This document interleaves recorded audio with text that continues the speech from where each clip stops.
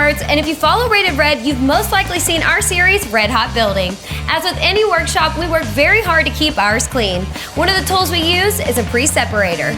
A Pre-Separator keeps large particles out of your Shop-Vac or dust collection system and from causing any issues. Today I'm going to show you how to make one, which can save you a great deal of money.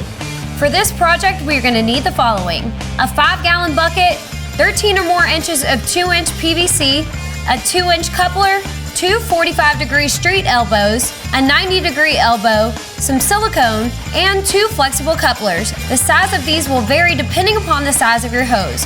We're using a 1.5-inch to 2-inch coupler. First, we're going to drill 2 2-inch holes in the lid. They should be on the opposite sides of the center of each other.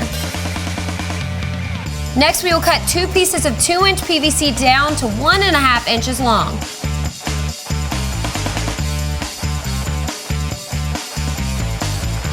Make sure to mark one that will be your input coming from the end you are vacuuming with, and the other out, which will go to your Shop-Vac or dust collector.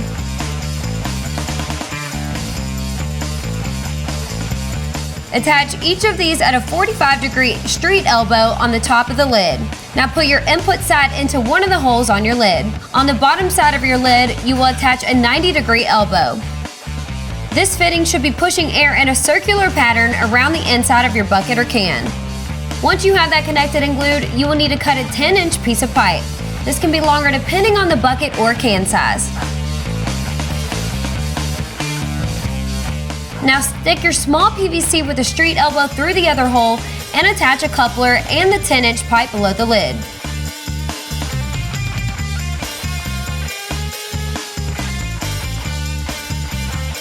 Now attach your lid and use your silicone around both pipes on the top of the lid to create a seal.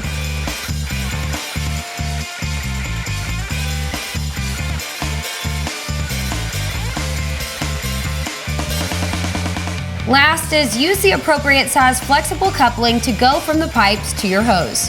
Depending on what you're using it with, it may require grounding. It is best to check with a local professional to see if your system will need it or not.